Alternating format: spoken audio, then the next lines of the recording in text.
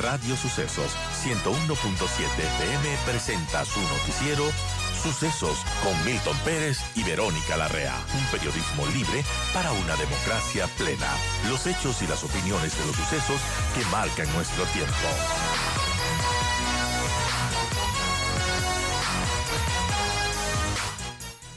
Y bueno, vamos a hablar acerca de movilidad en el Distrito Metropolitano, en Quito, y con esta novedad de que el alcalde Guarderas mencionó que es probable que el pico y placa pase de 2 a 4 dígitos por día. La inseguridad y el caos vehicular son dos de los principales problemas que enfrenta Quito en la actualidad, más sobre todo después de que ya se abrieron las cosas en este confinamiento por la pandemia. Y en medio de las críticas por su gestión, el alcalde Santiago Guarderas ha asegurado que trabaja de cerca con el gobierno central para reducir estos índices delincuenciales. Además, ha anunciado cambios al sistema de restricción vehicular, pico y placa. Su administración recibe críticas por temas como la movilidad y la seguridad. Y bueno, él cree que está en el camino correcto para implementar estos cambios en el pico y placa. Esto ha tenido algunas críticas porque hay quienes mencionan que no habría mayores cambios. Esto no solucionaría los problemas, sino que son soluciones parche que se llaman. Bueno, vamos a dar la bienvenida a Cristóbal Buendía, presidente del Observatorio de Movilidad de Quito, quien sigue muy de cerca todos los temas de movilidad en la capital.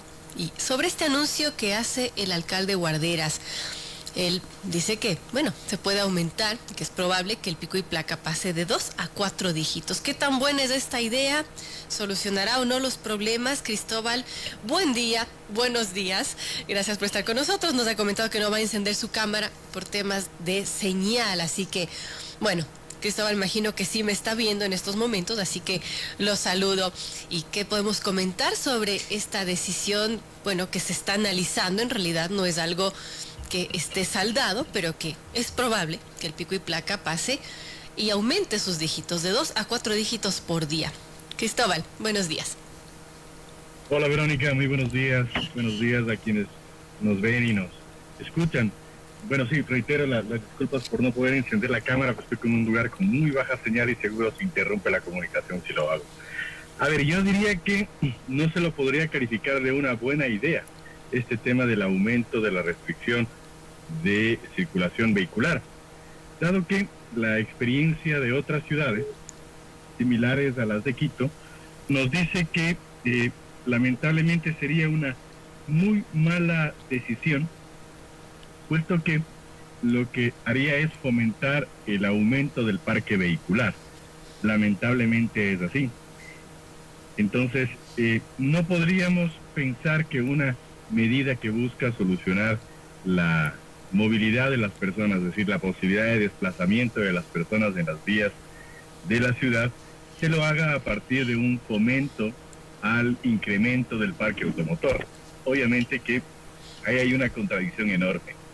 Bogotá así lo sufrió, Santiago así lo sufrió, México, que fue la primera ciudad que tuvo decisiones de restricción por temas ambientales, pero bueno, también por un tema de tráfico, así también tuvieron estos inconvenientes. Entonces, definitivamente no, es una medida que debería ser mejor analizada por parte de la municipalidad, ya que vuelvo y repito, el resultado sería total y completamente contraproducente.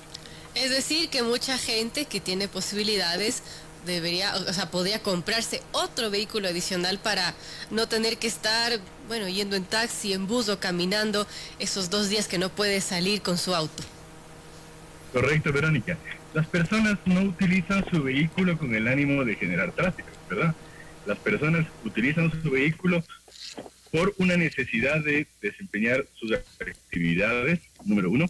Número dos, por una falta de alternativas para moverse. En este caso, el transporte público no es una alternativa, dado sus condiciones de inseguridad y hasta de indignidad en ciertos casos. Entonces, lamentablemente, si es que no tenemos otras opciones para movernos, obviamente lo que tendríamos que hacer es ver la posibilidad de o adquirir otro vehículo para justamente los días en los que el vehículo principal, digámoslo así, tendría algún tipo de restricción o impedimento de circulación. Entonces, sí, lamentablemente ese es el efecto, porque la utilización del vehículo particular como medio de transporte no es una alternativa sustentable en el tiempo, dada que las vías o la capacidad vial no crece o no es posible que crezca en la misma proporción en la que efectivamente el parque automotor aumenta. Entonces,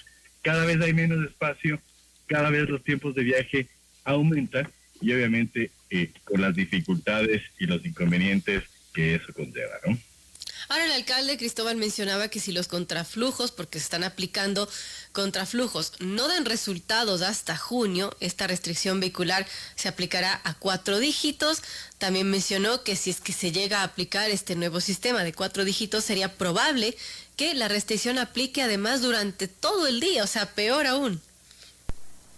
Fatal, vuelvo y repito. Y esto significa que el alcalde y su equipo están total y completamente desorientados, porque no se dan cuenta que lo que debería ser una solución al problema de movilidad, que es el transporte público, es la causa del problema por el que hoy las personas adquieren vehículos.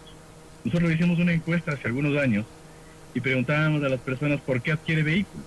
Y le cuento, Verónica, 7 de cada 10 personas nos decían por salir del transporte público. Hace muy poco escuchábamos una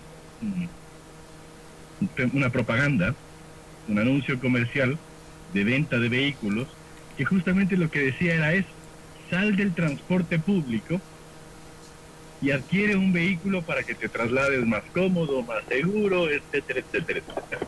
Fíjese usted, lo que debería ser la solución real resulta ser la causa del problema. Claro. Y frente a eso, la municipalidad, ¿qué está haciendo? Lamentablemente absolutamente nada, ¿no?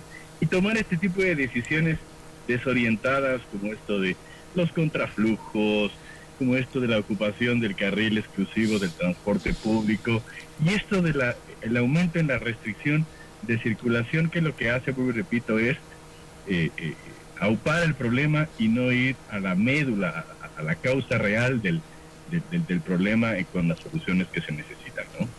Ahora, Cristóbal, ahora menciona esto, que una decisión que iba a tomar la Secretaría de Movilidad sobre este tema de ocupar los carriles exclusivos. Y bueno, hubo muchos cuestionamientos de si son exclusivos, ¿para qué van a ocupar otros autos particulares, no? Entonces esta medida fue revertida, ni siquiera se puso efectiva, no se aplicó, pero lo que sí se está aplicando es contraflujos para aliviar este tráfico que es en la autopista Rumiñahui y en el túnel Guayasamín, tanto en la mañana como en la tarde. Esas son medidas que han dado resultado. ¿Usted cómo ve que se hagan contraflujos? Sino, ¿qué otras opciones se podrían tomar para evitar este tráfico que a veces resulta caótico y que a veces uno pierde tantas horas del día solamente por trasladarse en pocos kilómetros? Comento, este tema de los contraflujos definitivamente no da resultado. No tiene ningún tipo de incidencia frente a la red de transporte o la red de vías que tiene la ciudad, ¿ya? Porque si bien es cierto, se puede generar alguna suerte de bienestar en un sitio puntual, en el resto de la red, por ejemplo, en el caso del túnel Guayasamín, ahí hay un cierto alivio en el momento del contraflujo, pero por ejemplo, en el sector de Guápulo, se ha incrementado el tráfico en forma considerable. Entonces, realmente el beneficio en términos sociales es prácticamente nulo. ¿Cuáles son las alternativas? El fomento al transporte público, número 1. Número 2, el acometer de una vez por todas en la puesta en funcionamiento del sistema inteligente de semáforos, que lo tiene la ciudad desde hace más de 7 u 8 años, y ya lo tenemos pagado, y que lamentablemente no se lo pone en funcionamiento. No sabemos por qué razón. El ir, por ejemplo, hacia una segmentación del inicio y finalización de las actividades en la ciudad de Quito para tener una mejor ocupación vial, y que no todos ocupemos la vía al mismo tiempo, también podría ser una alternativa. el fomento del transporte institucional en los lugares donde hay gran concentración de personas, para que esas personas puedan ir en buses y no necesariamente en sus vehículos, que permanecen parqueados todo el día fuera de las instituciones, como por ejemplo la plataforma financiera, la plataforma social, etcétera, etcétera. Creo que son medidas que efectivamente podrían tener un efecto de mayor irradiación de bienestar social y que no necesariamente implican costos para la ciudad y costos para los ciudadanos, por ejemplo, como lo tiene una medida de restricción como el pico y placa. Claro, es complejo, ¿no? Porque además del tema de mejorar la calidad de transporte, que es una promesa que, bueno, desde la administración anterior se había comentado con estos indicadores de calidad y demás, que la verdad no se ven, no se han visto cambios, pero además de todo está la inseguridad que vive la ciudad y si alguien puede optar por el transporte público, pues teme que además del mal servicio, que pueda ser asaltado, robado en el camino, ¿no? Correcto, ese es el gravísimo problema.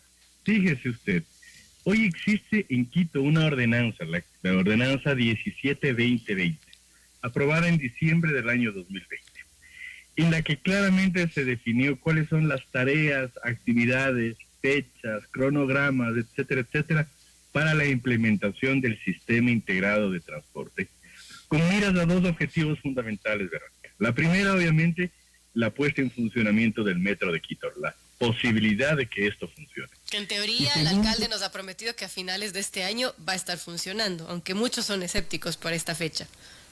Inclúyame por favor a mí ahí, porque definitivamente eso no va a funcionar, ¿ya? Y segundo, el objetivo era dotar a los sectores donde no hay servicio del servicio de transporte público.